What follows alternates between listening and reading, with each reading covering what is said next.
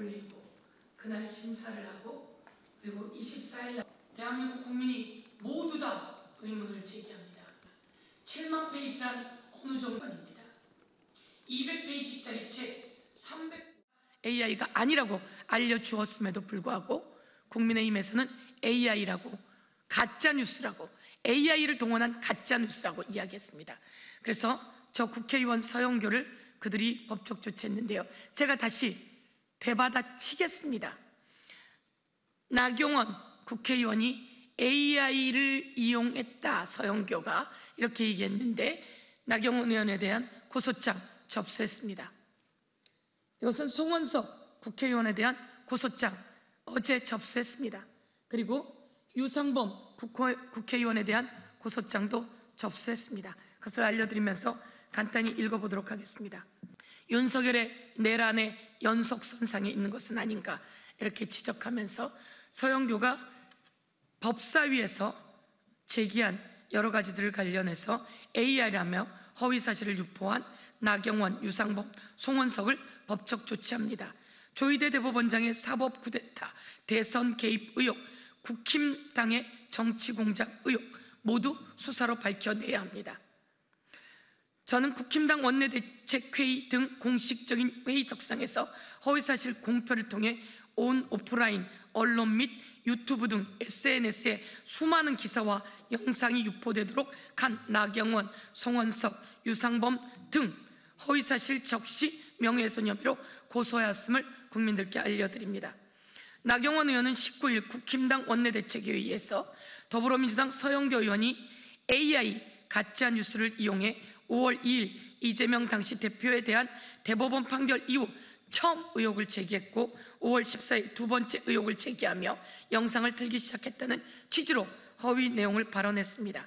이에 대해 제가 악의적인 AI 가짜뉴스라는 허위사실에 대해 법적 조치하겠다고 하니 나경원 의원은 23일 국힘당 원내대책회의에서는 AI라는 단어를 쏙 빼고 가짜뉴스라며 교묘하게 허위사실 발언을 이어갔습니다.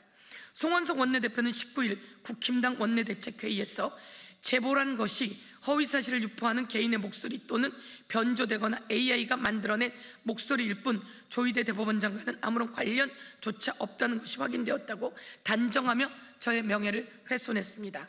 송원석 원내대표는 30일 원내대책회의에서 애초에 근거조차 없는 의혹이었으며 정체불명의 AI 조작 음성인지 변조된 음성인지 유언비어 수준을 토대로 해서 사법부 수장을 국회로 끌어내려는 시도 자체가 저열한 공작 정치다 이렇게 이야기했습니다.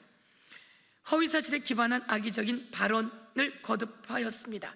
유상범 원내 운영수석 부대표는 19일 국힘당 원내대책회의에서 AI 공작 정치에 앞장선 서영교, 제가 무슨 AI 공작 정치에 앞장섰다는 겁니까?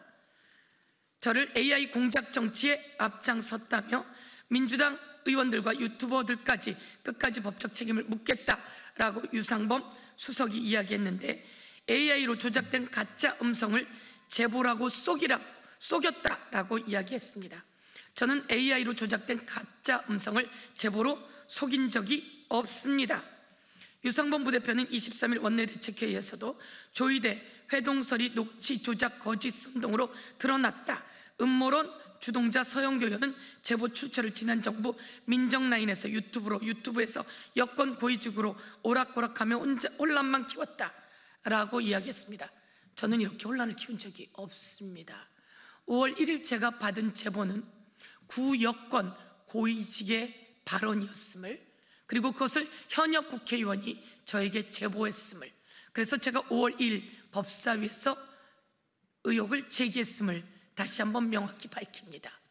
두 번째, 5월 7일 저에게 최혁진 의원이 녹취록을 가지고 왔고 그것을 제가 듣고 출처도 내용도 신빙성도 물었고 그 녹취가 5월 10일 열린공감에서 보도되었기에 열린공감 언론을 통해서 제가 5월 14일 법사위에서 그 녹취를 틀며 조희대 대법원장은 내가 5월 2일 제기한 그 이재명 사건이 법원에 올라오면 조희대가 알아서 처리하기로 했다라고 하는 내용의 연속선상의 질문을 제기하며 답변을 요구했습니다. 이것이 제가 한 전부입니다. 그리고 그 녹취록 또한 제공자가 명확히 있지만 제가 그것을 그 당시에는 여러분에게 이야기할 필요가 없었던 것입니다. 그런데 그 제보자가 직접 언론에 이야기해서 다시 한번 최혁진 의원이라고 하는 것을 밝히면서 최혁진 의원 또한 그리고 열린공감 또한 이것은 AI가 아니라고 확실하게 밝히고 법적 조치했다는 것을 말씀드립니다. 저는 국민을 대표하는 국회의원으로서 조희대 대법원장의 단 2일 만에 파기환송 결과가 사실상 유력 후보인 이재명 대표의 출마를 막고 주권자인 국민들의 대통령 선택권을 침해한 것이란 점에서 정당한 문제제기를 한 것입니다. 또한 조희대 대법원장의 대선 개입 의혹과 사법 쿠데타 의혹이 국힘당의 한덕수 대선 후보 옹립을 위한 공작 과정에서도 어떤 연관성이 있는지에 대한 의혹을 제기한 것입니다. 서영교가 발언한 이 모든 내용들에 대해서 다시 한번 여러분께 낱낱이 알려드리고자 합니다. 아까 최혁진 의원이 제기한 것이 있더라고요.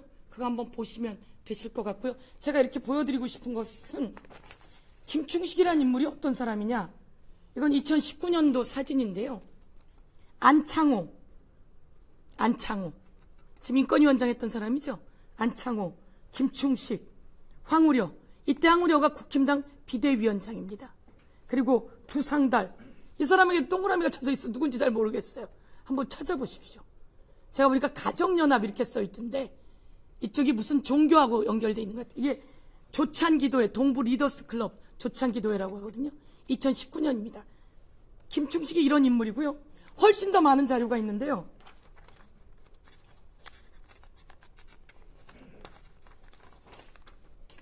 이 사람은 누굽니까? 황교안입니다. 황교안과 김충식이 같이 있습니다. 어떻든 김충식의 존재를 이야기할 수 있는 것 같고요. 그리고 여기 오마이뉴스에 제 아버지 김충식은 이런 사람입니다 라고 하는 글이 나옵니다. 이것들도 한번 보시면 좋을 것 같고요. 그래서 제가 아주 중요한 내용은 객관적으로 나온 내용은 이겁니다. 놀랄 내용인데요. 저도 이번에 다시 한번 쭉 훑어보게 되는데요. 아산 배방 무슨 읍까지 나옵니다. 그곳에 김충식과 최은순이 땅을 샀습니다. 그 땅에 삼성이 들어오는지 신도시가 들어옵니다.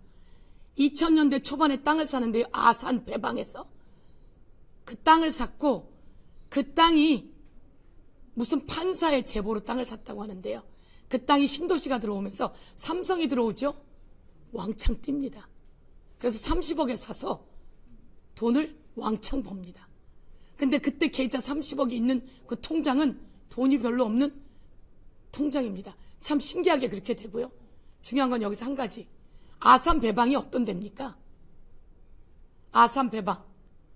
이재명 대표에게 칼을 찌른 김진성이라고 하는 자가 아산 배방에서 부동산을 합니다.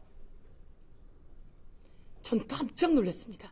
2024년 1월 이재명 목에 칼을 찌른 김진성이 아산 배방에서 부동산을 했는데 김충식과 최은순이 2000년대 초반에 아산 배방에 거대한 땅을 샀고 그 땅을 산 곳이 아산 배방이고 그것이 어떤 법조인의 소개로 사게 되었고 그 땅은 100억대가 넘는 신도시 정보로 인해서 100억이 넘는 돈을 벌게 되고 그 사이에도 너무나 많은 일들이 있습니다. 그래서 이 부분에 대해서 여러분께 알려드리고 조희대와 김충식 그리고 정상명 그리고 한덕수 어떤 관계가 있는지 앞으로 두고 검찰이 수사해야 하지만 많은 제보들이 끊이지 않을 거다 이렇게 말씀드리고 제가 하고 싶은 말씀은 그겁니다. 조희대 대법원장이 이재명 대통령 후보의 자격을 박탈하는 파기환송을 무리하게 이끌었고 그래서 더불어민주당은 대통령 후보가 없을 뻔했고 그 사이에서 전후로 한덕수가 출마를 하게 되고 그 한덕수를 국민의힘에서는 후보 교체를 통해서 대선 후보로 만들려고 했던 이 큰 시나리오, 이것에 대해서 저는 대한민국 국민께 법사위에서 의혹을 제기했고 오늘도 의혹을 제기합니다. 네, 이상입니다.